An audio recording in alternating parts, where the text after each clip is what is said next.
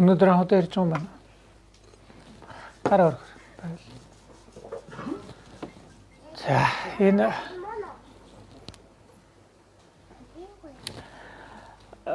яг манай төвөөс манай төв бол Бурхны шний төв юм да. Тэгээ манай төв дээр байнга сургалтууд зохион байгуулдаг. Одоогоор 5 багш багшилдаг, тогтмол багшилдаг. Тэгээд олон төвчний буддизмын танилцуулга, дунд шат, тусгай дунд гэл нэг 5-6 янзын хичээл. Тэгээ орой ангийн 2-3 хичээл гээд 5 багш маань 7 хоногт 7 хоногийн 6 өдөр нийтээ нэг 18-аас 20 цагийн хичээл тогтмол ороод байгаа. Санаа Бурхны шнийг өөртөө ойлгож мэдэх ийм л зорилготой. Одоогоос хэдэн жилийн өмнө бүхий өргөө дээр байгаль болдог л да, бүхий өргөн дээр цагаан сарын барилдаан болж байгаа юм л да. Цагаан сарын барилдаан болоод 256 бүхэн танилцуулаад тэгээ бүхэн барилдаан болохоос өмнө манай гандан төвчлийн эдээс 4 лам дашчирвэн сан гэдэг үлзий утгийн хурыг болох юм уу? Тийм нэртэй сан уншаа. Сан өөрөө уул нэг сайхан ном л да. Уншаад их сайхан л байт. Дотор бодлууд нь бол буддизмын нөгөө л нарийн ойлголтуудыг бас дотор нь шингээсэн. 20 минут л уншиж 20 гаруй минут, 30 минут. Гэхдээ сонирхолтой нь юу гэхээр тэр 20 минут ном уншаад бүхий өргөөндөөс 3500 үзэгчд игнээ зогссон байсан 256 бүгдээрээ сүсгэд залбирч байгаа юм л да. Гэхдээ сонирхолтой нь тэр 20-30 минут уншихад тэр бүхчүүдээс нэг нь тэр үзэгчс 3500 үзэгчдээс нэг нь цаг өмсөн номноос нэг ч үгийг ойлгоогүй. Тэгэхээр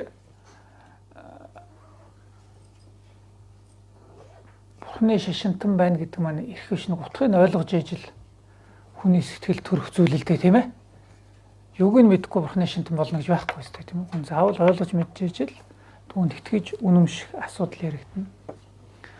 Тэгээ итгэж үнэмшихэд бол Бурхны сургаалаа ярих, ойлгох, тайлбарлах хэрэгтэй. Тэгээ яг энд нэг хоёр туушрал надад санагдаад байт. Нэг нь болохоор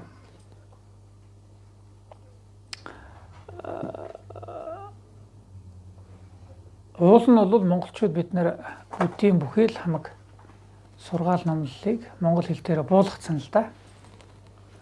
Бүх сургаал номлолыг монгол хэл дээр буулгацсан. Ганжуур гээд 100 гаруй бат, данжуур гээд 220 хэдэн бат намыг бүгдээр ингэ монгол хэл дээр буулгацсан. Тийм болохоор монгол хэл дээр байхгүй штэ гэх та бас буруу юм. Монгол хэл дээр бүгдээр ингэ хэдэн зуун жилийн өмнө орж байна. Бид нар өөрсдөө монгол бичгийг ойлгохгүй, уншихгүй болсон талаас асуудал байна л да. Гэхдээ тэр одоо хамаагүй монгол бичгийг ойлгохгүй болсон юм байгаа. Тэгвэл кирилл үсгээр буулгаад өгөөч гэх юм бол кирилл үсгтээ гарч байгаа шүү дээ. Цог цагийн үрдэн гэдэг байгууллагаас кирилл үсгтээр ганжуур данжуурыг орчуулад ер нь олон бот орчуулсан баг 80-аад бот орчуулсан баг. Энэс ихч байж магадгүй ганжуур данжуурын ботууд нийлээд ер нь ажил бол нэлээд хувьтай явж байгаа. Хэрвээ уншилах юм бол байх юм бол монгол хэл дээр кирилл үсгээр байгаа. Тэгэхээр нэг эндүрл нь юу вэ гэхээр ерөөсөө энэ Бурхны сургаал ингээд монгол хэл дээр орчуулчих юм бол бүхэн ойлгоод явна гэвэл нэг эндүрл юм шиг надад санагдав. Монгол хэл дээр орчуулангууд л уншаалаа заа гэж бүгдээр ойлгож явчихна гэвэл эндүрл. Яагаад гэхээр буддийн сургаал гэдэг маань буддийн үзэл, баримтлал, сэтгэл судлал, философи этимологч байт юм уу чинь нарийн зүйл л дээ. Ер нь зүгээр аливаа зүйл судалгаа нарийн гүнзгийрээд ирэхэд чинь өөрийн нэг химэл хэлтэй болдог байхгүй юу? Энэ бараг чам. Бидний ерийн ярианд ойлгоддгүй, ерийн яриагаар илэрхийлэгдэхгүй тийм ойлголтуудыг бүтээгээд эхэлж байгаа юм л да. Ойлгож байна уу? Ийм гүнзгийрээд унах. Тийм ойлголтын түвшин. Яг ширээ сандал шиг нүдэнд харагддаг зүйл биш. Тэгээ тийм ойлголтын түвшний зүйлүүд яриад ундаг болохоор зүйрлэх юм бол зүгээр ангаахын сурах бичгүүд эднэргээд тэгэхэд л монгол хэлэнд хөрвүүлсэн байгаа нь хүртэл бид нар нэгт ойлгохгүй бэрх. Хоёрдугаар монгол хэлэнд хөрвүүлсэн гэдэг байгаа нь хүртэл 3-1 ч юм уу гадаад нэр томьёо байж идэг үстэй тийм ээ. Тэмээд огт мэдхгүй хүн бол зүгээр сүрээгийн талаар зүгээр танилцуул брошюр зүгээр памфлет уншихад л сүрээгийн савханцар гэдэг юу яриад байгаа юм бэ гэх нүстэй тийм ээ.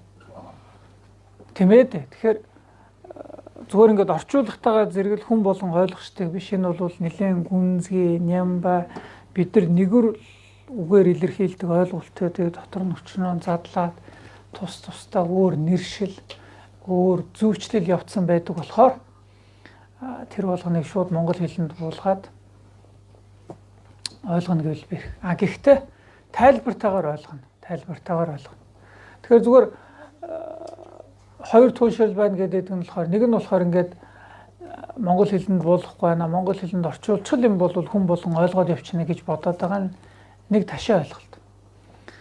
Энэ нь заавал тайлбар явж ээж нарийн дээрх юм бол нэлээд хүн өөрөө судалж байж нэлээд уншиж байж тайлбарыг нь одоо бид нар жишээлбэл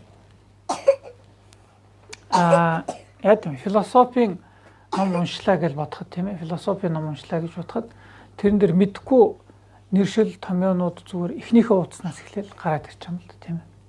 Тэгээд тэр нэршил томьёогоос Свардчдаг ч юм уу, Википедиагаас ч юм уу харлаа гэж бодоход тэрний тайлбар дээр нь дахиад тэрнээсээ олон мэдхгүй латин томьёонууд гараад ирэх маягт. Тэрэн дээр гарч байгаа дахиад дамжиж орсоор юм байгаад хаа хүртэл явд юм байгаа тийм ээ.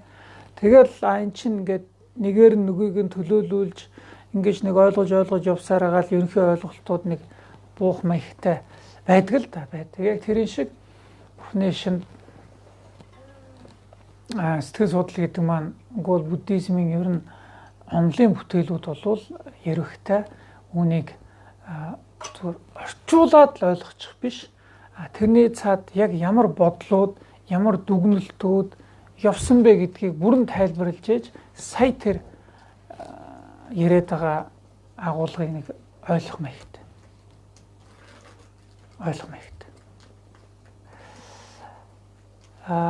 Тэгээ нэг туушир нь болохоор ингээд зүгээр тайлбарлаж орчуулчих юм бол тийм орчуулгын саад байгаа болохоор ойлгохгүй байгаа биш. Тэрний цаана юм байдгаа гэсэн санах. Нөгөө нэг туушир нь болохоор ерөөсө орчуулах ёсгүй ингэж ярьдаг хүн яг үүндээ баг байхгүй л дээ. Гэхдээ хүмүүс бас тэгж хилээд байдаг гэж андуураад иж магадгүй. Орчуулах хэрэггүй гэж хэлж байгаа юм ер нь байхгүй л дээ. Орчуулах бүгдээрээ орчуулах зөв л гэж хэл. Орчуулж болохгүй ч гэдэг юм уу? Юу гэдэг юм байгаа. Одоо жишээлбэл төвд хэл илүүх, сайн монгол хэл илүүх муу гэд ингэж бол хинч хэлэхгүй шүү дээ. Тийм ээ. Ямар ч харин ч бид нар монгол хэл дээрээ л унших, монгол хэл дээр ойлгох юм бол илүү хэлбэр төхөн. Тэгээ миний бодлоор бол монгол хэлэнд орчуулах зан үйлийн судруудыг ч тэр ер нь монгол хэлэнд буулгана гэдэг бол гарцаагүй асуудал. Зүгээр хизээ энийг бид нэр хэрэгтэй вэ гэдгийг аль талдаа ойлгох болох вэ гэдгийг хэрэгтэй юм л да. Яагаад аль талдаа гэж би хэлж байна вэ гэхээр өнөөдөр ганданд номоо монголоор уншдیں۔ Шүү дээ. Хүмүүс мэддэг болохоос шүү. Нилээд номоо монголоор уншина. Нэг жишээлбэл. За хоёр яг тэр жигтэй монголоор бүх судар номоо уншдаг тийм уншлага Монголд нилээд гарсан шүү дээ. 2-3 тохиолдол гарсан. Тэгэд бүтээгүй гэдэг нь болохоор хүмүүс очиог байхгүй. Лам нар монголоор уншихгүй нэгэд байгаа биш. Лам нар өчнөө олоодаа санаачлаад монгол уншлагт төв инээ тэр очиод бид нар өөрсдөө очихгүй юм да. Ягаад ч. Тэгэхээр зүгээр аль талдаа монголоор унших нь чухал гэж ойлгож хүлээн зөвшөөрч уншдаг болчвол хэрэгтэй л гэж би боддсон юм л да. Ингэх хэрэгтэй байх. За ихтэй дахиад хэлэхэд орчууллаа гэд бүх юм ойлгомжтой болчихгүй ш. Тэрний цаана ойлголтууд тайлбарууд явж сая бурхан шнийг ойлгох маягтай. Яа за би сая нэг хуралд ороо 4 цаг суудсан чи ер нь нэлийн дүүнг болоод байгаа чинь. За өнөөдрийн хичээлийн сэдэв бол 3 төрөлхитэн гэдэг хичээл орё гэсэн шүү дээ тийм ээ. Тэг өнөөдөр хэдүүлээ нэг жоохон товчхон 3 төрөлхитэн орчин ихээр бас нэг жоохон би нэлээд 50 цагаар цаг нь баригдалгүйхэн шиг явчих гэж бодоод байгаа. Өнөөдөр би нэг жоохон урт орж чадхааргүй байна. Тийм болохоор жоохон богинохон орчих. Тэгээд бас энэний өмнө бид нэр ер нь бясалгал гэж яриад тийм ээ төвлөрлийн бясалгал хийснээр төвлөрөл хөгж үе шатууд гэдэг хичээл орлоо шүү дээ тийм ээ. Ингээ орсон. Энтэйгээ жоохон холбоотойгоор жоох юм ярьчих. За тэг хичээлийн эхэмд би тэр нэг итгэл уншдаг тийм ээ. Итгэл уншдаг.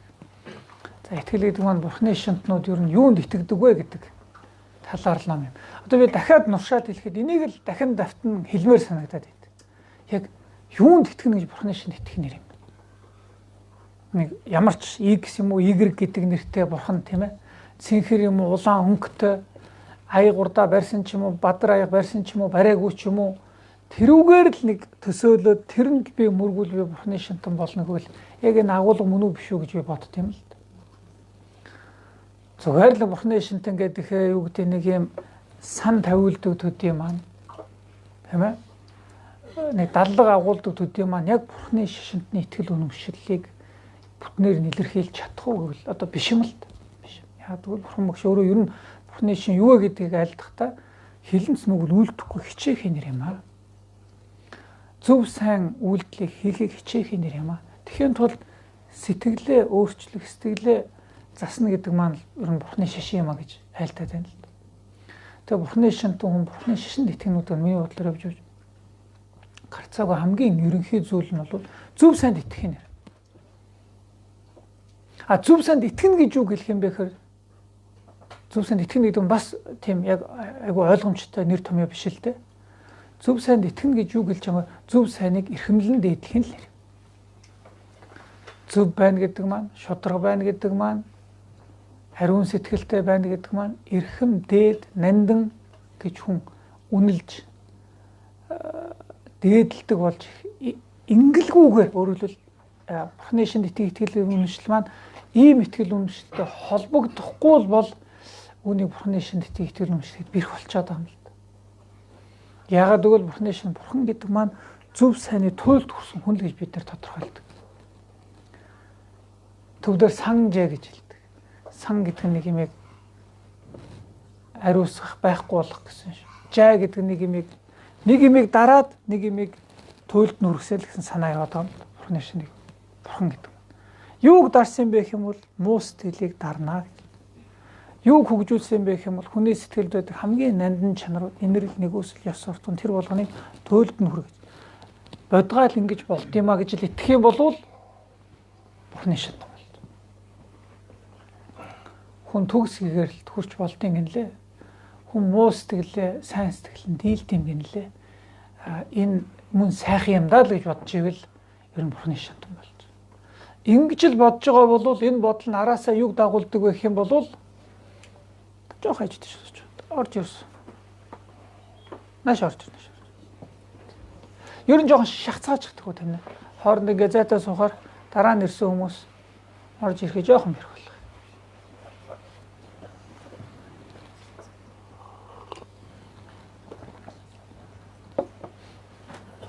Жоохон шахас.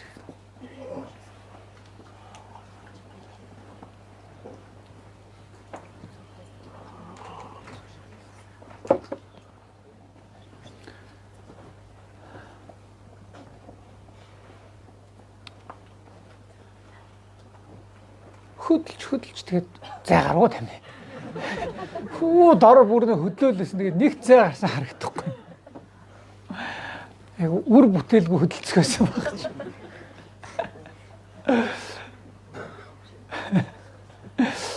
Олон зүгээр хөлж харагдахад бол нэлээд хүчтэй харагдсан. Байрандаа л байсан юм биш үү? Зөвхөн тоглосон шүү. Тэгэхээр энэ итгэл гэдэг номыг уншиж байхдаа сэтгэл нь одоо төгс яриулсан бурхан Будда байдаг шүү дээ гэж боддог. Тийм болох арга зам нь байгаа шүү дээ гэж боддог. Үүнийг хэрэгжүүлдэг хуургууд энэ замаар замнаж байгаа хүмүүс байдаг шүү дээ гэж боддог. Надад сайхан л гэдэг ингэж боддог. Тэгээд юу гэж бодох вэ? Би ч гэсэн сэтгэл хариуцах юм санал гэж боддог. За ингэж байгаа байсан. Нэг л уншичаа та. Бурхан ном хооргын чуулганд.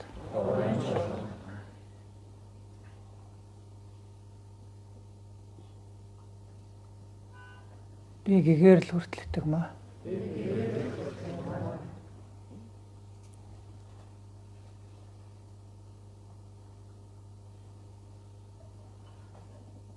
Өглөгийн болон бусад чандад төрхийг дадуулан үлдсэн ба.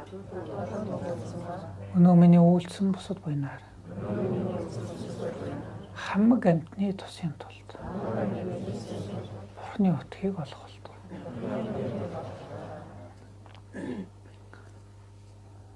Би гээгэрх болтугай гэж боддог. Би гээгэрх юмсан гэж боддог.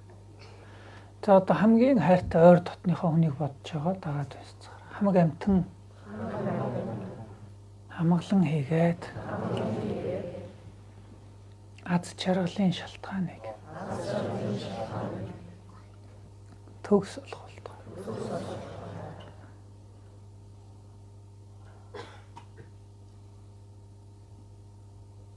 Хамаг амьтан зовлон хийгээд зовлонгийн шалтгаанаас игнэг тагцах болтугай.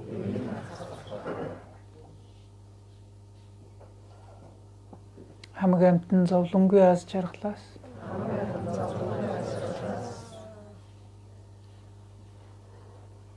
хизээдүүл агцах болтугай.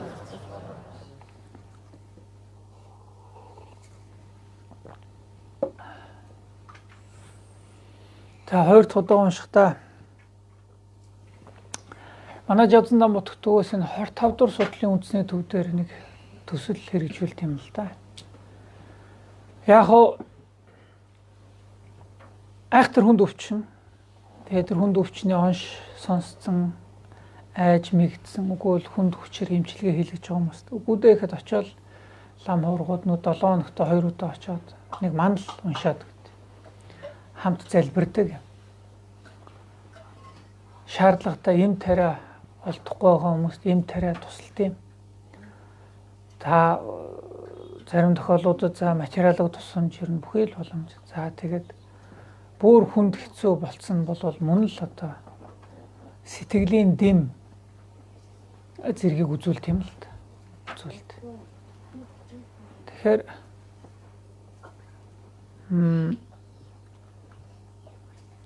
өвчин хэцүүлдэ. Өвчин хэцүү. Хүнд хэцүү өвчин гэдэг маань ер нь хамгийн лаймаар юм ер нь өвчин санагд юм да надад.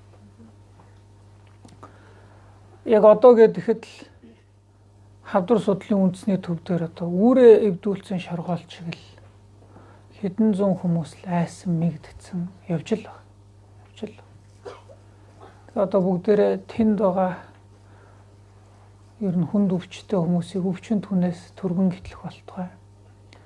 Аз жаргал амар амгалангаас одоо үл хагацах болтугай. Гэт товчтой тэр хүмүүсийг өрөвдөж нэгүсэх сэтгэлийг боддоор төрүүлээд дагаад байсан. Хамаг амьтан амгалан хийгээд аз жаргалын шалтгааныг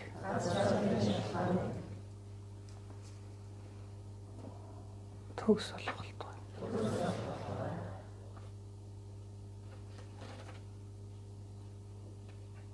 Хамаг амьтан зовлон хийгээд зовлонгийн шалтгаанаас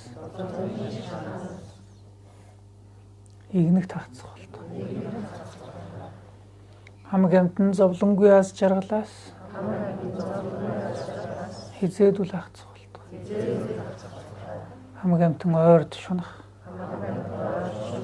Холд уурлах. Айлалнаас нь ингээд тэг сэтгэлээр орших болдог.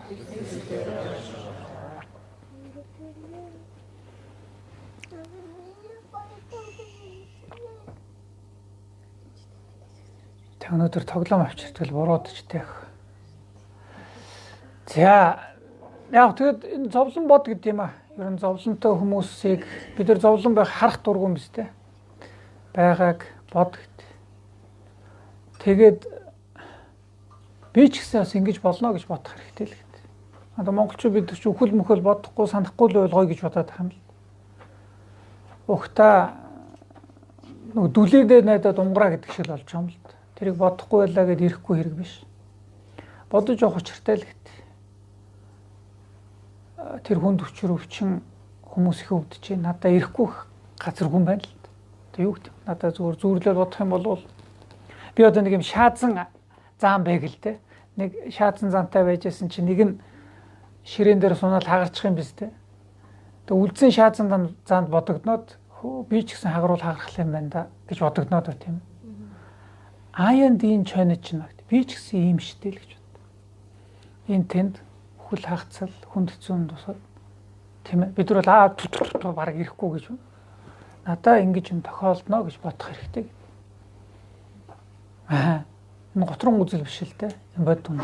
Би ч гэсэн ингэж болно доо л гэж бодох хэрэгтэй. Бид нар чи ер нь дийлэг тохиолдлын уур уцаар дийлэг тохиоллын хуурам мэхлэл дийлэг тохиоллын худал хуурмагч нь өөрийгөө мөнх юм шиг бодсоос болох юм биш үү? Өөрийгөө мөнх юм шиг тийм ээ. Хүний амьдрал богино шүү дээ. Инээдтэй шүү дээ. Мөнх хүсийг бодоо гэдэг. Мөнх хүсийг дурд төдөд шунал язаараар анхнаа гэдэг. Шунал язаараар анхнаа гэдэг. Мөнх хүс гэж бодох. За өнөөдөр юу ярих гэж бодсон бэ гэхээр нэг иймэрхүү зүгээр хөнгөн 2 3 сэдвэр ярьчих гэж бодсон. Хөнгөн 2 3 сэдвэр. Юу гэхээр бид нар одоо ингээд юу яриад байлаа да. Хүн өөрөө хөгжнөө. Хүн өөрийнхөө сэтгэлийг засах учиртай гэж яриад байна шүү дээ тийм ээ. Бурхны шне уулаасаа тийм юм. Бурхны шне итгэл үнэмшил гэдэг нь хүн өөрөө зөвд итгэх. Тэгээд яаж зөв болох вэ гэх юм бол хичээсээр хүн худал хилээд лах юм бол худал хиллэхдээ дадал болно. Уурлал байх юм бол уурдаа дадал болно. Тэр шиг бид нар зөв сайн үлийг хичээгээл ах юм бол өдөртөө 1 удаа 7 хоногт 1 удаа зөв байх ёстой ш. Буруу үйлдэхгүй нь чухал ш. Ёс суртахууны хичээл аваад ахна ш тийм ээ. Энд чинь бясалгал байхгүй. Бид өмнө ярьсан ш тийм ээ. Зөв сэтгэлийг тавтан их. 7 хоногт 1 удаа чин сэтгэлээсээ за нэм самбуу чи нэрээ зөв л байхыг хичээх юмсан да. Муухай үйлдэл муухай шүү дээ. Юу гэдэм бэ? Бурхны шантан бол үүлийн үр гэж байдаг шүү дээ. Хойд урднаас гэж эндүрэггүй шүү дээ. Тийм ээ тийм ээ. Энэ талаар ингээ бодоод инэрл нэг ус тавтан бодоод ахтал өөрчлөлт ирнэ л гэж байгаа юм биз дээ. Энэ надад үнэн санагдсан шүү дээ тамина. Ойлгож байна уу те? Ёс суртахууны талаар хүн яриад л бодоод л чин сэтгэлээс тиймдээ гэд нэг тэр хүн нөлөөлдөг байхгүй. Энэ ямар нэгэн эд шидийн үйлчилгээ биш. Энэ одоо сэмжийн чойнод буй бидний сэтгэлийн өөрийн хөгжих чадвар өөрийнх нь онцлог хэв шинж гэдэг юм. Хэв шинж. За хүн ингээд тэгвэл эцсийн дүндээ миний байнга ярьдаг зүйл нь бол Бурхан нэшнийг зүгээр л нэг юм ном уншуулуулаад болдог зүйл гэж хүлээж авах юм бол энэ Бурханы шний хамгийн нандин зүйлүүдийг нь одоо үүсгэж байгаа юм шиг болчихж байгаа юм л. Тэрний цаан тэр сэтгэл судлал тийм ээ. Тэрний цаан тэр хүн өөрчлөгдөх, яаж бясалгал хийх, яаж гэгэрэх, тэр төг түмэн бот судар сурах, бясалгах, дадуулах, гэгэрэх тэр бүх процессыг баг үүсгэж байгаа юм л. Зүгээр л хүн уншвал бүх юм болоо. Тийм ээ. Нэг айдас аваад болчихно. Билээд Бурхан багш өөрөө альцсан юм л. Бурхан яаж аврах вэ гэх юм бол би гараар аврахгүй гэсэн. Гараар аврахгүй гэдэг нь одоогоор айдас тавиад аврахгүй л гэсэн санаа л. Айдас тавиад авардаг байсан бол би боддتي. Бурхан Яг төгсгээрсэн бурхан Будда хүний айц тавиал тэгэл бүх юм болчдөг гэсэн юм бол зүгээр бөмбөрдөөд гүйчих байх л та. Тэгтээ яг айц тавих айц чанал байхгүй гэж би хэлэхгүй шүү дээ. Байхгүй гэж хэлэхгүй байна. Дийлэг тохиолдолд хүн өөрөө үүнийг ойлгох, хэрэгжүүлэх, тэмцэх дийлэг тохиолдол. Дийлэг тохиолдол. Инээс өөр гэгэрлийн зам амлаагүй л байгаа юм.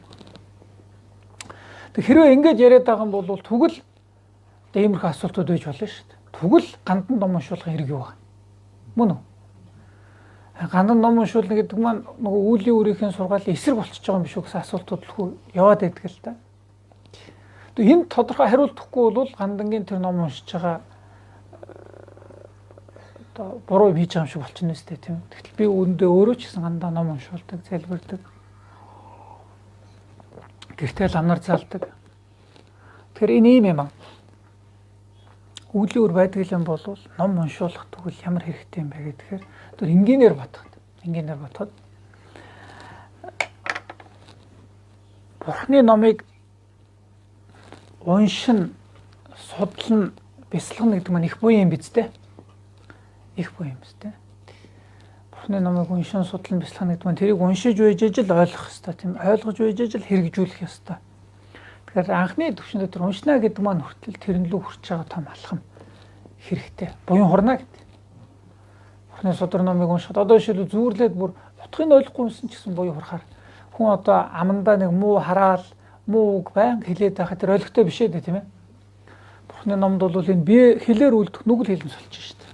Доромж муу үгийг амнаасаа салахгүй байх юм бол тэгвэл амандаа Бурхны эрхэм зэрлэг сургаалыг унших юм бол тэр буян болчихдог. Ам төдий унших биш дотроо утгыг бодож бяцлах юм бол Бурхны шний бүр дээд бяцлал болж тийм ээ тийм ээ. Бүр бяцлал хийж шүү дээ.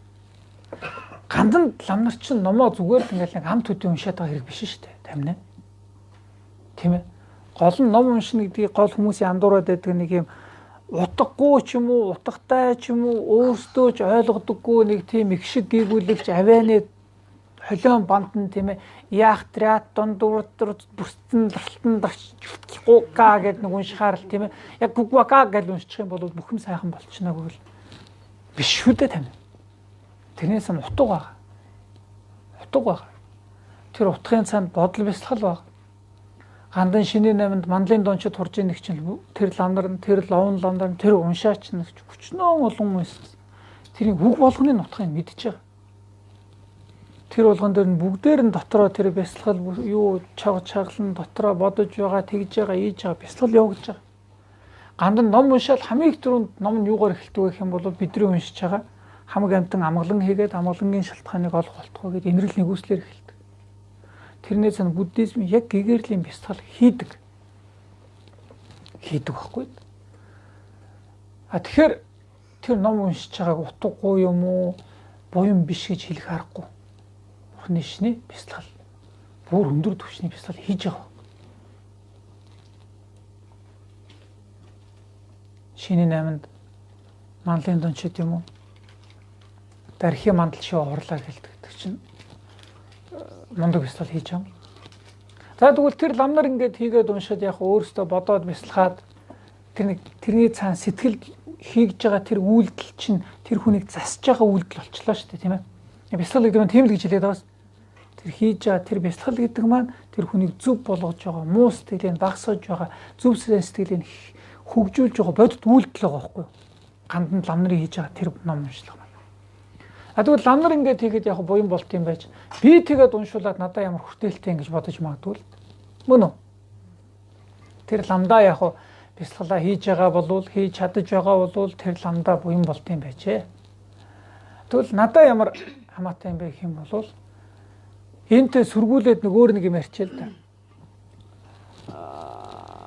Зарим хүмүүс ингээд самсараа гэдэг кино мэн дээр гардаг тийм л. Одоо жишээл нэг айл ингээд буудсыг хэлээд чинь хүүхэд нь буудсыг юугаар гэдэг хоньны мах хэл. Хоньны махыг ханаас хоньыг алаад авчихгүй хөө тэр чинь нүгэл үстэй. Тэгэл хамаагүй бид нар өөрсдөө алдсан хүн авчираад алуулчихдээ ингээл те. Тэгээ Бурхны шинд энэ тайлбар байхгүй штэ тамина. Өөрөөр махын идэх гэх тийм ээ. Хүн авчирангуутлаа алуулаад нүгэл хилэнцийн тэр хураагаад би махын иднэ гэсэн байхгүй. Одоо шил хүн хөслөөд хүн алуулчих юм бол тэр хүн хөсөлсөн хүн алсан нүгэл хураах уу? Хурааж л таарав шүү дээ. Бараг тэр алсан хүнээсээ илүү хөсөлсөн хүн илүү санаачсан бүр илүү нүгэл хэлэн сураана. Тэгэхээр бурхны нүд гард юм л аливаа үйлдэлийг яг бодитоор өөрөө хийх. Бусдаар хийлгүүлэх. Бусдын хийсэн даган баясчих юм бол сайн зүйл дэш тэр муу зүйл дэш тэр ижилхэн үйл хураана л гэдэг. Ойлгож байна тийм ээ? Муу үлийг ч гэсэн өөрөө хийх, бусдаар хийлгүүлэх юм бол ялгалгүй нүгэл хураад. Тийм биз дээ тийм ээ? Хүний гараар могоо бариулна гэдэг шиг хүнээр нэгийг жанчуулуулад нэгийг үзээд нүгэл би хураана үстэй. Нэг хүнээр би инэрл нэгүсэл бясалгуулуулах юм бол нөхцөл боломжийг нь хангаж өгөх юм бол тийм ээ? Сургууль судалгаа хийх тэр бүх боломжийг нь та тэгээд өгөөч гэд хүсээд боломж нөхцөлийг хангах юм бол тэр хүний хурааж байгаатай ялгаалгүй шахуу биенийг хураана гэж байна. Тэгэхээр гэртээ залаад ч юм уу, ганданд ч юм уу тийм ээ? Ламнараар ном уншуулад бясалгууллаа гэж бодоход тэр нөхцөлийг нь би бусдаар үйлдүүлэх хэлж шээ. Та уншаад өгөөч гэд тэгээд нөхцөлийн бүрдээд тийм болохоор би буйн хураана л гэдэг. Хураана л гэдэг. Ялгаа. Нэг нь буюу хурааж л байгаа бол амар амгалан гарч ирнэ шүү дээ. Бурхны нүд буюу урах юм бол амар амгалан гарч ирнэ гэдэг. Тэгэхээр юу гэсэн санаа вэ гэхээр ганданд ном уншуулна гэдэг маань Бурхны шашны үүлийн үрийн онол гэдгийн эсрэг зүйл биш. Үүлийн үрийн онол гэдгээр харин дэмжигдэх тийм ээ, дэмжигдэх. Хүн өөрөө бясалгалыг бусдыг хийлгүүл өөрөө бүр сайнлаа л да. Тийм нөхцөлгүй байж болно шүү дээ. Тийм нөхцөл бусдаар хийлгүүлээ гэж бодоход үүнийг дэмжихэд, дэмжиж ажиллахад буйныг нь хураана л гэдэг. Тэр хан ном уншуулж байгаа буйн байлгүй байх. Даган баясан ингээл байдаг л хураад гэдэг. За нөгөө талаасаа нэг юм яриа байдаг. Гандан дэгчлийн хэд ингээд номоо арилжлаа гэх. Гандан дэгчлийн хэдэд ном уншуулж байгаа энэ мөнгнүүд бол одоо яг үнийг хэлэхэд бол бараг л хэдэн жил огт өөрчлөгдөөгүй байгаа юм. Гэхдээ үн гэхэд би зүгээр тайлбар хэрэгтэй болохоор л энэ бол юу гэж ярьд юм бэ гэхэл тухайн номыг уншихад шаардлагадах зүйлсийн одоо хөсөл гэж ярьд. Би сая хэлээ манлын донч тэгэл хэллээ. Манлын донч тэгээд тэнгуут л зул тийм ээ атгалаад нэг 100 зул 100 балимч гэдэг юм тэгээд олон юмнууд ордог хүйж хатгсан юу 100. Тэд нар шин тэгээд та нэлээд хэдэн цаг урах ном шүү.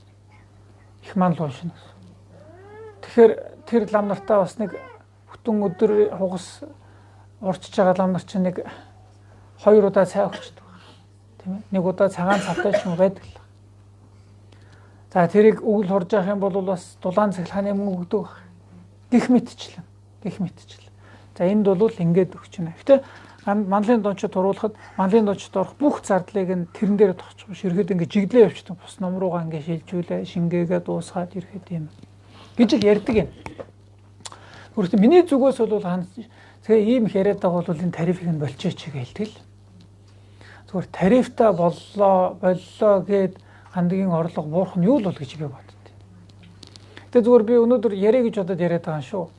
Зарим хүмүүс ингээл гандан дэгчлийн эдийг ингээл амар ингээл хүн болгон очиод мөнгө өгөөл жигтэйх мөнгө хураагаад байдаг гэж бодоод яг зүгээр жилдээ өөртөө нэг удаа очдог. Бараг цагаан сарын шинийн 8-нд ч юм очдог. Тэр үед нөр гэл Улаанбаатар хотын бүх хүмүүс яг л жилдээ нэг удаа очиж байгаа давцчихдаг байхгүй. Тэгээд ой чи байнга орчид юм. Яг үүндээ ганан бол жилийн 12 сарын баг бусад 11 сард нь орлого зарлалын балансын хувьд бол хасах гардаг. Цагаан сарын тэр сард л баг нэмэх гардаг. Бараг төхөн шүү. Ганан дэгчлийн эдэд одоо хэдэн зуун лам хуурах энгийн ажилтан тийм ээ. Тэнд одоо Бүдийн гүн хааны 3 сургууль, Тарны ёсны 2 сургууль их мэтлэн. Тэгэл дээрэс нь Ламиран татсан шишний дээд сургууль, шишний дунд сургууль, өчнөө байгууллагууд байна шүү. Би одоо нэг ярьж болох юм өгтэй ярьч. Гандан дэгчлийн хийдийн орлого түүхэнд анх бүх орлого шүү. Нөгөө цагаан сараар хийдэг хэдэн боо моо бүх орлого нь нэлээд 2 жилийн өмнө анх удаа түүхэндээ 2 тэрбум төгрөг хүрч ирсэн. Бүтэн жилийн орлого 2 тэрбум. Монголын бурхан шний төв гандан дэвшлийн эдийн орлого нь 2 тэрбум.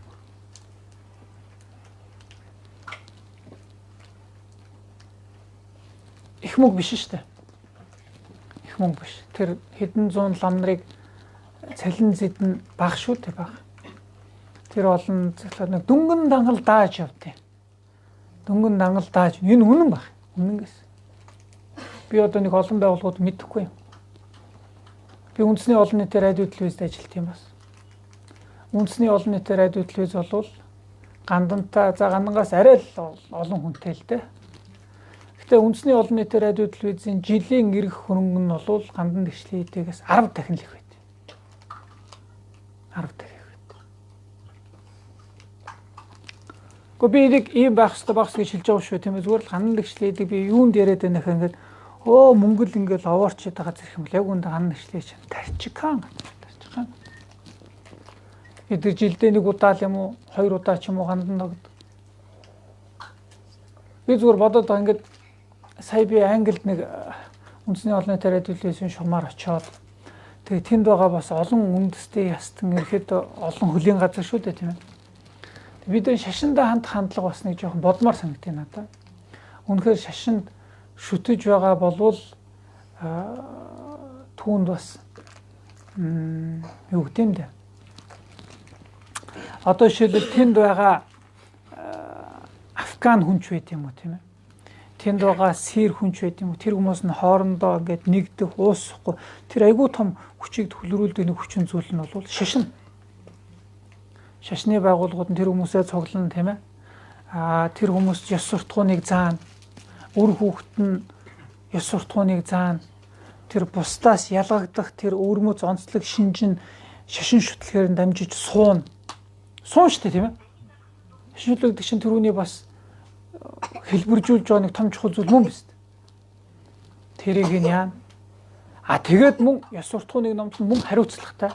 Мөн за жишээлбэл за ингээд дөнгөж сая нэг орж ирсэн хүн байна. Эндээ та нар тусалж аачаа гэж ярих нь шүү дээ. Ойлгож байна уу те? Хаа газар байгаа гаданд байгаа монголчууд хоорондоо таарч өгдөг үстэй.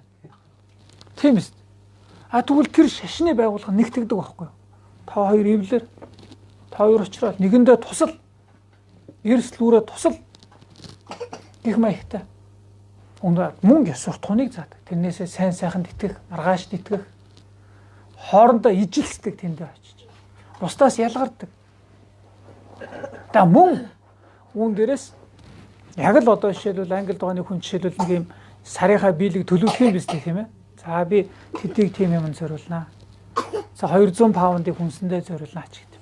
70 паунд бол унааны зардалд явна гэж тооцсон шүү дээ тийм ээ. За ингээд нэг төсвөө гаргаж ялаа гэж бодоход гарцаагүй тэр хүмүүс бидэнд байдаггүй тэр хүмүүс байдаг зүйл бол жишээлбэл за нэг 20 паунд бол шашныхаа байгууллагад өгнө гэж ажиллах. Би нэг авах гэж хэлээд байгаа юм шүү ерөөсөө биш шүү. Зөв бодит байдал бид нар өөрсдөө би өнөө өглөө нэг ярьцлага хийсэн болохоор тэрнээсээ л үүдээд яриад байна л. Бид нар яг жишээлбэл христийн шашин Монголд бол үнэхээр олон хүмүүнлэгийн ажил, үйл ажиллагаанууд хийсэн үнэн, хийж байгаа үнэн энийг яах ч аргагүй шүү дээ. Үнэн юм чинь. Сайн сайхан үйл хийж байгаа. Тийм ээ? Ядарсан нэг нь тусалж байгаа үнэн.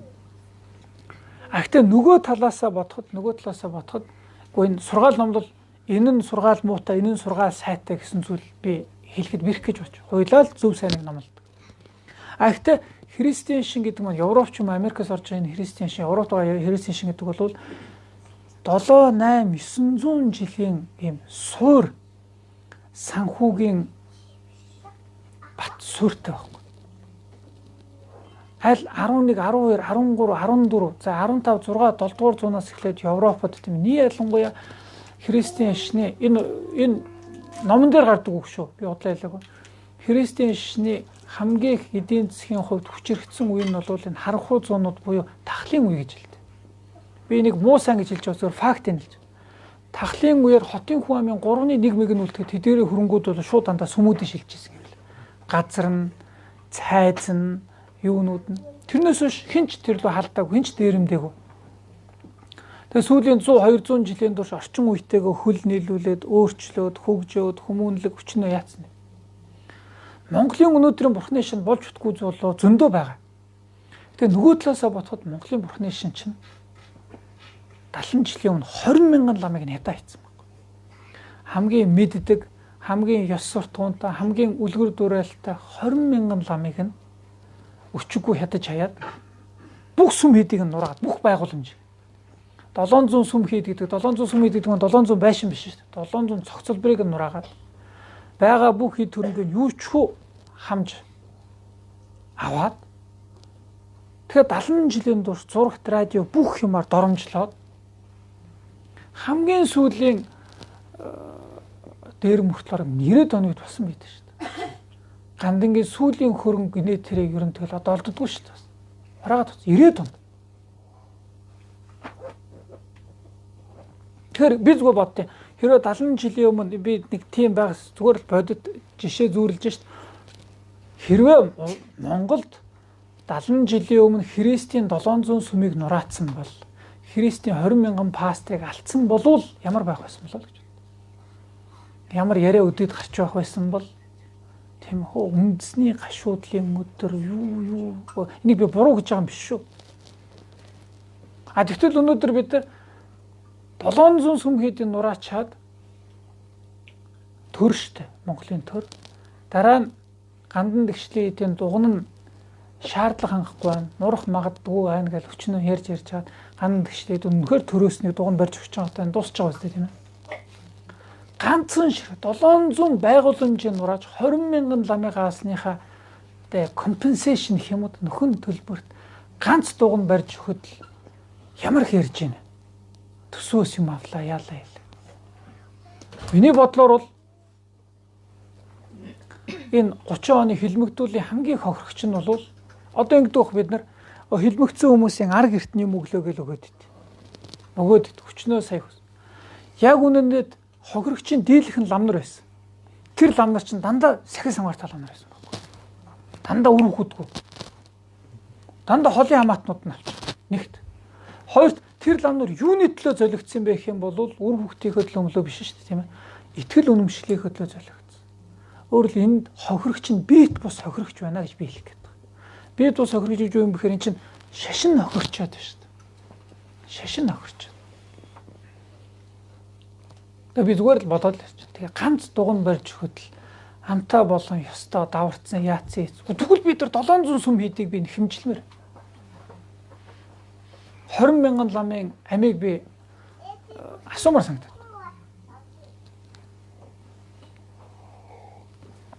Тэгэхээр зүгээр энэ та орж ирсэн. Христийн шнийг зүгээр л ингээд жишээ болгож яриад байгаа болохоос ижисүүлэх өөр буруу сөргүүлцэх санаа байхгүй ш. Зөв сайн хийж байгаа.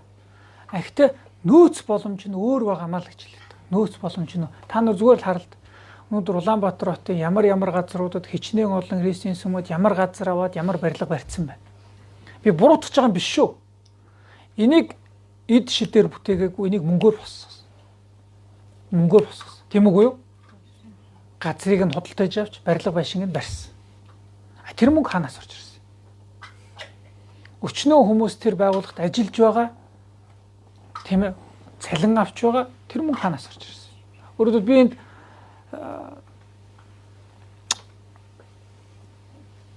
Монголын бурхны ишний нөөц боломж 90 онд ямар байсан бэ гэх юм бол нэг 70-80 эртээ хэдэн үгэн ламнар л байсан. За тэгээд шашны дээд сургууль төгссөн залуу гэж одоо настай болсон ламнар. Гэтэ тэднэрт сүнсээ залтлайцсан л өгчүүл байсан. Нүдэн дээр нь багшийг нь буутсан. Нүдэн дээр нь ахламыг буутсан.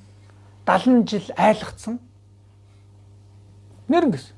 Айдаг гэсэн шүү дээ. Хонх дамар мамар ном уншуулахаас гэртээ тэгдэг байсан тийм ээ. Хаалга малга төгж байгаа л ингээ симээрхэн шиг баг бурхнаа нууж байгаа нэг жоох мөрөгч. Ингиж хамгийн итгэж үнэмшдэг бахархдаг зүйлийг зурагт радио болгоноор доромжлуулсан хизээч нэг хүн дотоод явдлын яамны хүн хурч ирээд бариад явчих магадгүй болно чаднаа итэр чаддаг гэсэн тийм айдастай л хэдэн өөгчүүл тийм ээ. Тэнгүүл 90-аад он гараад ирэнгүүт шууд нөгөөдөл чинь. За тэгвэл ингээд юу яана ингээл тийм ээ. Шууд цаг үетэйгээ цогцгоё. Үнийг л бэрх байсан надад санагд. Энийг бас бодмоор санагд. Би зүгээр энд Бурхны шинийг өмгөөлж ярьж байна л да. Гэтэ зүгээр Бурхны шинд өнөөдөр болохгүй зүйл зөндөө байгаа боловч за бас нөгөө талаасаа бодоход 90 онд яг юу байсан юм? Одоогийн санхүүгийн нөхцөл нь ямар байгаа юм бэ? За би жишээлбэл яг бодоход Бурхны шинтний хувьд энд яг яадаг вүлээ гэж боддог. Надад санагдаад байна. За тэгээд ном уншуулах гэдэг маань тийм байна шүү дээ. Ном уншуулна гэдэг маань тэр бясалгалыг, тэр бүтээлийг хийлгүүлж энд нь даган байсан уншуулах нөхцөл бүрдүүлж ингэж байгаа нь бол буян гэж. Тэгэхэд өөрөө хийх бусдаар үлдэх ялгаагүй буян. Тийм болохоор буян урна гэж боддог. Бурхны шинэ итгэл үнэмшлийг энэ үүлийн үрийн эсрэг биш үүлийн үрээрээ дэмжигдэх зүйл байна. Дэмжигдэх зүйл. Зурхай гэж. Зурхай ярих уу явах гэж байгаа. Ярия. Ийм юм. Дуулж байна. Яг үндэ зурхаан тал дээр бол би тийм итгэхгүй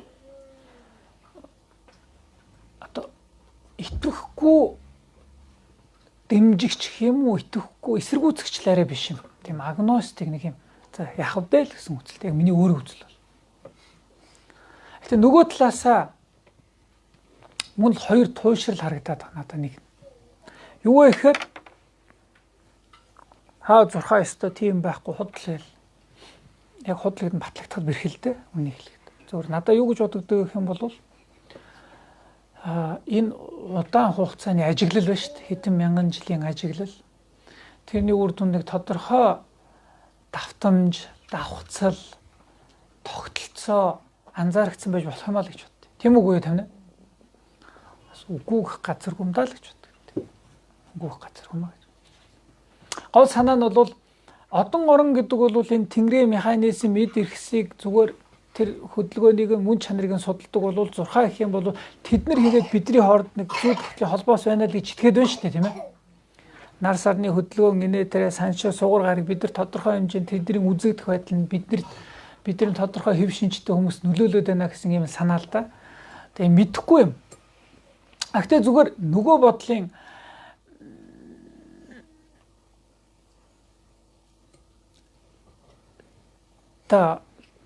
тэнгисийн төрлөг гэж байдаг тийм ээ, таталтгээл тийм ээ, далайн таталтгээл. Эн чинь тэнгисийн мандлыг дээш нь хэдэн метр тийм ээ, хэдэн сантиметр дээр татчихдаг. Тэнгисийг дээш нь өргөжж чинь гэсэн.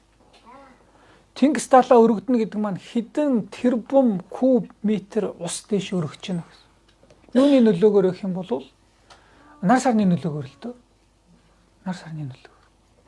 Тэгэхээр нар сар гэдэг маань хэдэн тэрбум тонн усыг татаж буцааж чаддаг энэ тохиолдолд зүгээр 70 кг тийм ээ 70 кг усрахаг тийм ээ миний биед нөлөөлдгүү гэж хэлэхэд их бэрх юм л да. Огт нөлөөлдгүү гэж хэлэхэд бэрх юм.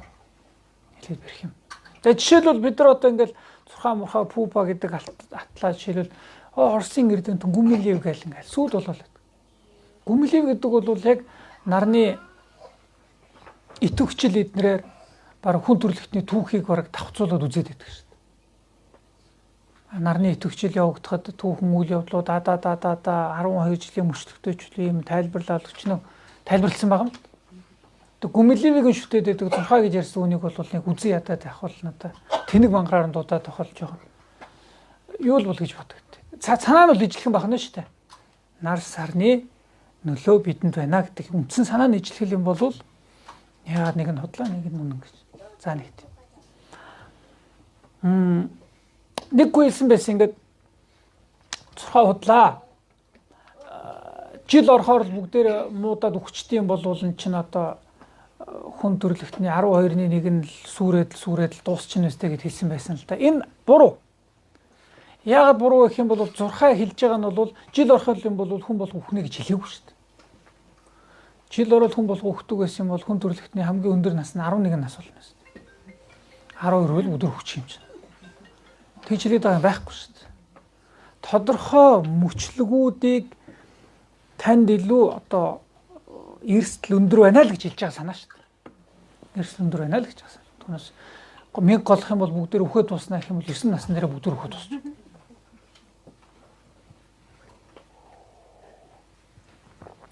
Тэгэхээр тийм юм шиг ба. Одоо ингээд ийм эрсдэл байна л гэж хэлж байгаа. Зүгээр нэг юм сонирхолтой судалгаа байд. Энэ Хөх хотод доктор хамаасан Батнайрамдл гэдэг нэг анагаахын багш хүн клиникийн 1-р эмнэлэг дээр тодорхой хугацааны хооронд цаг бусаар нас орсон хүмүүс гэж. Цаг бусаар нас орсон хүмүүсийг түүхтэй клиник шинжээр гэж хэлж байгаа. Тодорхой нэг ингээд юу гэдэг юм байгаа би нарийн тайлбар мэдгүй тийм ээ амьд гарчих байсан тийм ээ уул нь боломжтой ангаахын үднээс бол. Гэхдээ юу гэдэг юм байгаа сувилагчийн анхааргүй байдлаас юм уу эмнэлгийн тусламжийн хэд оройтсон ч юм уу нэг иймэрхүү байдлаар цаг бусын хөл гэж хэлээд байгаа юм л да. Одоо эмнэлгийн хэлэнд юу гэдэг юм байгаа уул нь аварч боломжтой тийм хоргодлыг хэлэх нь шүү дээ. За хоргодл гэж ярихгүй байгаа. Мал ярьж байгаа шүү. За иймэрхүү 1900 тодорхой цаг хугацааны хооронд 70-аас 80 оны хооронд л үү цаг бусын үхлээр нас орсон хүмүүсийн зүйл 1950 хүн байсан. Тэр 1950 хүнийг төрсөн онс нь стор дээр нь байгаа юм байна л та тийм ээ. Төрсөн он сарыг нь нас орсон он сартаа тулгаад үзчихэ л дээ. Тэгэхээр өөрөлдвөл жил орсон бүх хүмүүс муудах ёстой биш зүгээр харин тэр санамсруу муу юм тохиолж байгаа хүмүүсийн тэр дотор тэр давтамжтай хүмүүс хэр хөв байна гэдэг нь сонирхолтой болж байгаа юм л да.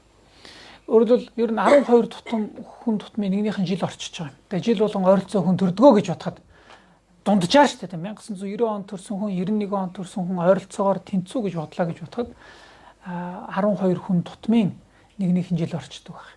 9 хүн тутмын нэгнийх нь 1000 голдог ч юм уу тийм ээ. Тэгэхээр 12-ны нэг дээр нэмэх нь 9-ний нэмэх нь 9-ний гэх мэтлэн гээд тийм ховор тохиолдол биш болчихж байгаа юм л да. Тийм ховор тохиолдол биш гэдэг нь бол Бурхны ишний аливаа нэгэн мөчлөг тохиолдно гэдэг маань бол бараг 4-т 1 орчим шах. 4 хүн тутмын нэгэнд нь тэр нөгөө Бурхны ишний биш одоо тэр зурхаа яриад байдаг тийм ээ. 1000 голох, гүмэг, нарт төрсөн юу гэдэг юм тэр нь тохиолчно гэж. Хүн амьдралаа 70 наслаа гэхэд өөрөлдөл тэрний бараг 10 хэдд нь ямар нэгэн мөчлөг тохиолдсон жилүүд байх нь шүү дээ. Байдгаа гэж үзэж байгаа юм л да. Тэгэхээр энэ 23-4% гэж хэлж 23. Яг математик нь байсан л 23. Энэ 23-4% гэдэг бол насны хамаагүй сонголтонд бол ерөөхдөө тэнцүү байх учиртай гэсэн. Өөрөлд нас хамаарахгүй одоо энд нас хамаарахгүй хүмүүс байгаа шүү дээ тийм ээ. Энд байгаа хүмүүсийн л нас жилээр нь бодоод үзэхэд ойролцоогоор 4-ний 1 юм уу 23-4% нь аливаа нэгэн мөчлөг тохиолцсон гэсэн үг л дээ. Аливаа нэгэн илүү олон хүн амрахын ирээр энэ ерийн дундаж руу очно гэсэн 23-4%. За яг энд илүү байж болно шүү дээ тийм ээ. 25, 6, 7, 8, 30 хүртэл бол за яг тохиолын чанартай гэж бодоод үзэж байна. Тэгтэл тэр хооронд цаг бусын үхлээр нас орсон тэр 1950 хүмүүсийг төрсөн цартай нас орсон сар өдрөөсөн чинь тэр мөчлөг тохиолсон хүмүүс цаг усаар нас орсон хүмүүсийн дунд мөчлөг тохиолсон хүмүүс хэдэн хувь гэж 96% нэс. 96% гэдэг бол ерийн тохиоллоос 4 дахин ч юм уу за 3 дахин ч гэх юм уу за нөгөө талаар ярих юм бол ерөөсөө мөчлөг тохиогүй хүн гинтийн ослоор нас орсон маш ховор байна л. Бараг байхгүй гэж. Давхраар тохиолдох гэж. 1000 голлоод юу яах вэ? Давхраар тохиолдох шүү дээ. Энэ бол илүү ховор болчихдог. 7-8% буюу 12-ны 1 орчим гэж яриад байсан. Давхраараа тохиолно гэдэг. 36 насанд 1 тохиолсон. 36-д 1 тохиох уу? 9-3-ийн хамгийн бага хүрчдэг. Биш ээ 3-9 өөр бас байгаа л да 12. Тэгээ 9-12 болохоор чинь 36 дээр л тохиолсон. 1000 гол бас илүү ойрхон л да. Нас төрсөн илүү ойрхон тохиолдно л да. 36-ны 1 биш 12-ны 1 ч юм уу тиймэрхүү юм шиг л. За ихтэй мэдгүй би яг сайн санахгүй. За товчтоо давхраар тохиолдно гэдэг маань хүн амын ерийн одоо тийм ээ хамаагүйс насны сонголтоор бол 12-д 1 ч юм уу 107-8% байх ёстой юм гинэ. Цаг үеийн нас үхлээр нас орсон 1950 хүний 56% давхраараа тохиолдсон байсан. Энэ ерийн дунд ч бас 8 дахин их байна. 7 дахин их ч юм. Тэгэхээр зүгээр Энэ бол яг судалгаа байгаа юм л да. Судалгаа бүх одоо тэр нөгөө төвөр хийсэн бүхнүүд нь байлаа. Тэгэхээр энийг зүгээр дахиад хийвэл ямар байдیں۔ Төвөр яваас ихт энэ бол ихтэй факт юм. Факт юм. Тэгэхээр би зүгээр энийг огт хамаа байдаггүй. Юу хамаагүй гэж хэлж чаддгүй юм. А нөгөө талын туушрал. Тэгэхээр энийг багт байхгүй гэж хэлээд байгаа маань өөрөө бас айгүй огт тийм харьцаа байхгүй гэж бодох маань яг цаана юу гэж бодсон л гэж би асуух гээд байгаа юм л да. Тэрийг байхгүй гэж бодох шалтгаан өөрөө байвал хамаалга л да. А нөгөө талын туушрал нь болохоор тэгэл бүх юмыг ерөөсөө од гараг зохицуулнах юм бол за энэ үл энэ дүрл. Энэ бол буддизм агуулга алдна. Тийм ээ. Хүн сайн юм хийн үү, муу юм хийн үү хамаа байхгүй. Зөв өдөр зөв тийшээ л гараа явцсан чинь тэгээ айгуу гоё болоо сайхан болоо явчихдаг. За энэ жилийн бүтэдгүй чи цэнхэр өнгийн авцсан байж тэрнээс болоод бүх юм болохоо байцдаг. Ерөөсөө л ихтэй хамгийн гол нь за тэр нөхцөлдсөн байхыг ерөөс тэр туйлын шалтгаан гэж тайлбарлаад байгаа. Энийг л буддизм гэж хараад байгаа. Энэ ямар ч ёс суртахуунтай холбоогүй болцвол болж байгаа юм. Цэнхэр өнгийн авна гэдэг чинь нүгэл хэлнэс биш үстэй.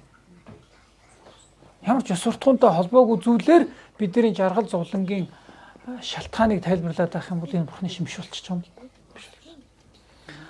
Тэгэхээр зүгээр юу гэж надад бодогддог вэ гэх юм бол энэ зурхаач тийм үү засал гүрэмж тэр юм уу эдгээр болох надад одоо юу шиг санагдаад байт. Ингээд юу гэх юм одоо нэг хоолоо ингээд өрөвсөд идэлцсэн хүнд 3 янзын эмч байх юм шүү дээ. Эхний эмч нь болохоор ингээд халуураад байгаа халуурч байгаа симптом халуураад байгаа бол халууны эм тайвшруулах юм бол.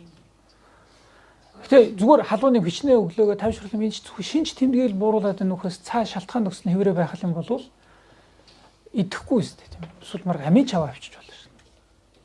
Хоёр дахь юм чинь болохоор амтууд өгөх юм л гаралт нэмжил. Гэтэ заах чинь 2 хоног дэмэртэл халуурна. Гэтэ тэгээ зүгээр болно гэж амтууд өгч. За 3 дахь юм чинь болохоор цаа шалтгаан нөхцөлийн чимчилгээ хийж байгаа, амтууд хэмчилгээ хийж байгаа. Одоо яг халуураа шаналаад байхад нь халуурны бууруулах чимчилгээ хийж байгаа. Магадгүй хэсгийн эмчилгээ хайж хийдэг санжуу тийм ээ. Одоо өөрөөр хэлбэл ингээд нэг юм цогцооноо тийм ээ. Одоо бас өвдөд байгаагийн ч бууруулж байгаа юм цаа шалтгааныг ч бууруулах юм. Энэ одоо баг хамгийн сайн эмчээд тийм ээ. А надад зүгээр ингээд юмыг зүгээр л засал гүрэм ном уншуулах төдий ч юм уугүй бол нэг юм зан үйл төдийг бол зурхаагаар бүх юмыг харна гэдэг бол ганцхан тэрүүгээр харчих юм бол хамгийн үнэтэй агуулга ёс суртахуун зөв байх үйл юмр гэдгээ хайчиж байгаа юм л. Тэгэхээр үндсэн эмчилгээ байхгүй болчихж байгаа. Үндсэн. А тэгтэл хүн зөв байх гэдгийг хамгийн чухал байх нь шүү дээ. Зөв байна. Яг л нөгөө үслийн эсрэг антибиотик эмчилгээ энэ хамгийн чухал боловч бид нар нэгэнт хийцэн үйл байдаг ч юм санжуу тийм ээ. Бид нар өмнө хийсэн ямар эрсдэл үйл нүгэл хэлэн цайгаа мэдэхгүй шүү тийм ээ. Нэгэнт бидний биен дээр гараад ирсэн энэ хэв шинжүүдийг алга болгоход бас олон арга чаргууд байдаг гэж болох юм л. Энэ жил илүү эрсдэлтэй байна хянуур байгаараа гэд хэлэх ч юм уу тийм ээ. Тэгэхээр надаа зурхаа ч юм уу засал гүрэн гэдэг бол илүү тийм тулцсан зүйлийг бууруулах тийм ээ. Тулцсан зовнилыг ч юм уу юмыг ингээ бууруулахад бол хэрэгтэй. Гэтэ хамгийн чухал юм байх юм бол хамгийн чухал нь бол хүн өөрөө явдал мөрөө засах, сэтгэлэн засах энэ л хамгийн чухал санагдаад байна. За нэг юм юм. Да цагаан сарын талаар нэг баах юм ард энийг үнжичээд цагаан сар бол уулна өстой. Үнэн утгагүй маргаан шүү дээ. Үнэн утгагүй маргаан. Бөө ярих.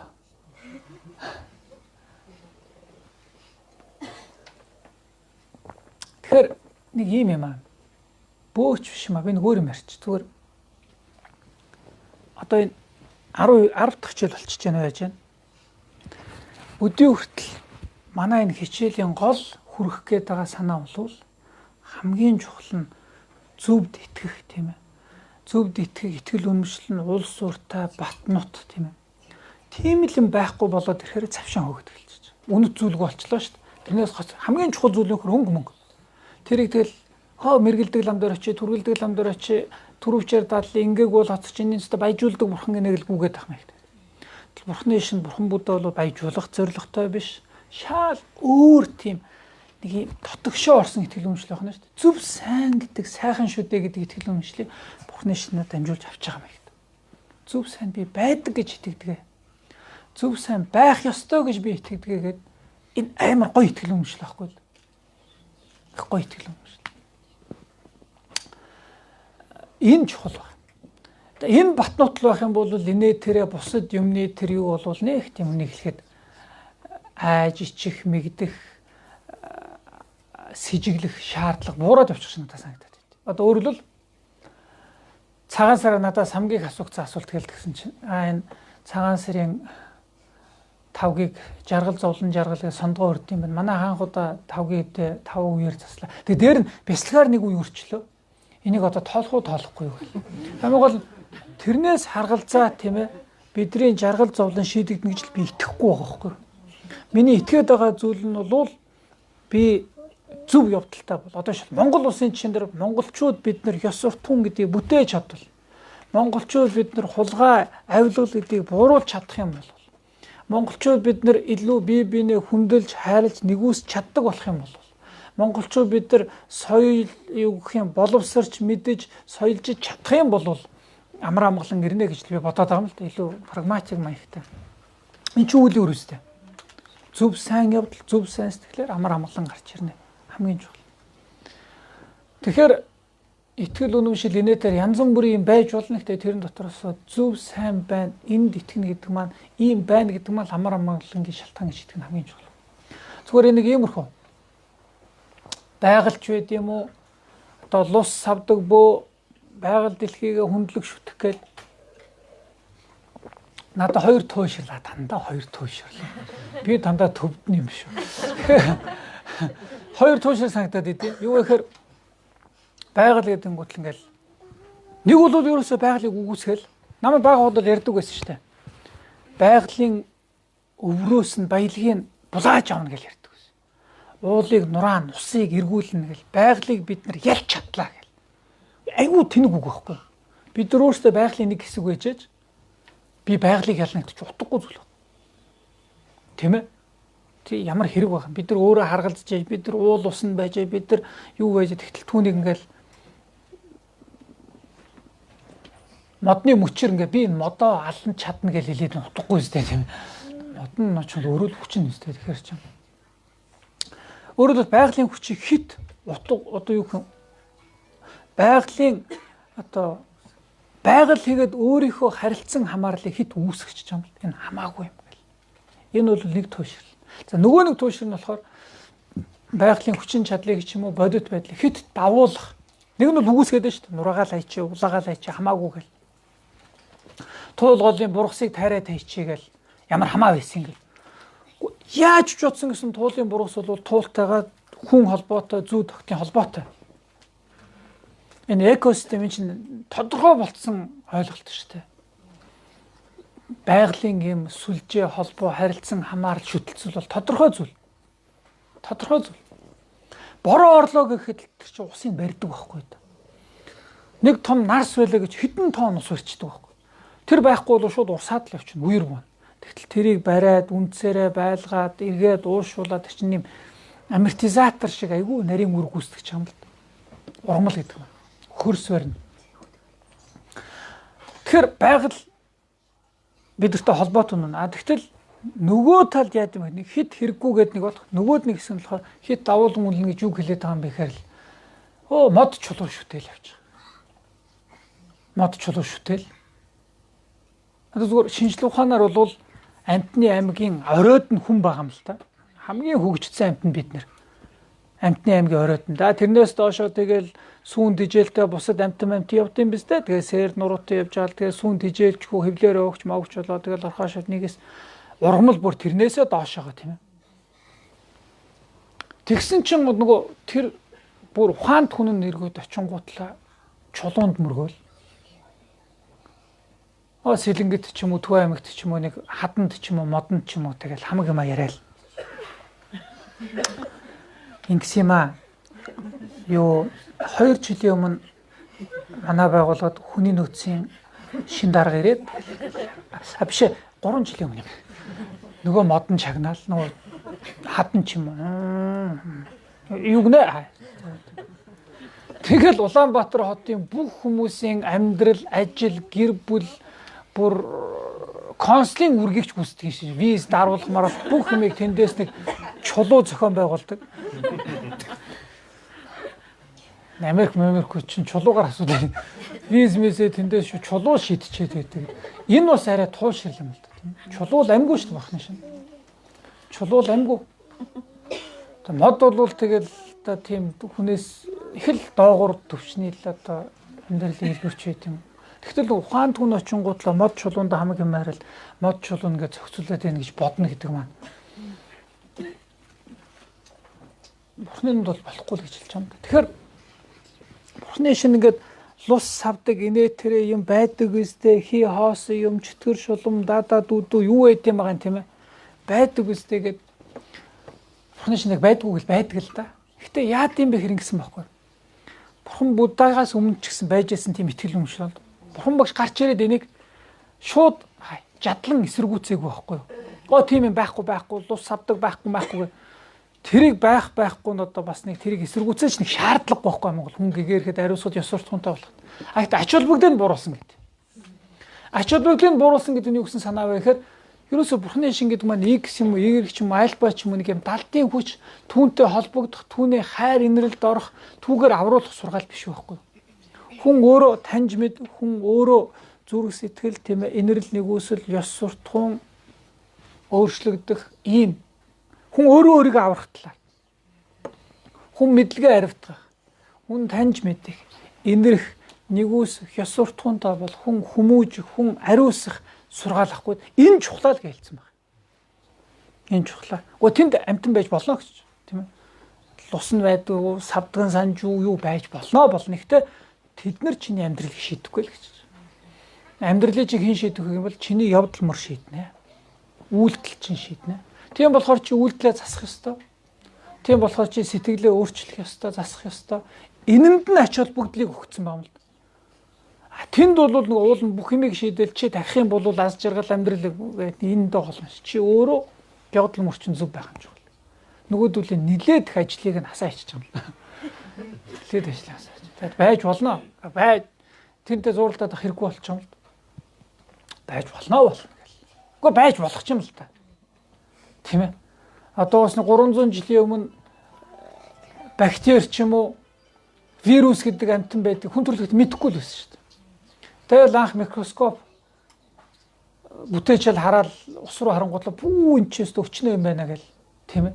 Тэгэхээр бидний нүдэнд харагддаггүй бол харь гараг дээр амьтан байдаг гэж болно шүү дээ. Ямар ч амьтан байж болох. Хамгийн гол нь тэр бид нарыг зүв зүгээр байж хахад хоролцдог яачдаг тэмч дайсан байхгүй. Би мөргөөд биднийг аварчдаг тийм аврагч байхгүй. Аврагч нь бол хүн бид нэр өөрсдөө тийм ээ гэр бүлээ аварна гэдэг хүн өөрөө хоорондоо бие бинийгээ хайрл хүндэлтэд ёс суртахуунтай бай. Тэхийн тулд цаад сэтгэл чинь танин мэдэх ёстой, ойлгох ёстой, хэрэгжүүлэх ёстой. Ийм л юм Бурхны ширээ том. За иймэрхүү л нэг гэрээвэр хураавар юм ярьчлаа да өнөөдөр. Ингээ өнөөдөр өндөрлөх дараагийн хичээлээс эхлээд би хэлсэн яг буддизмын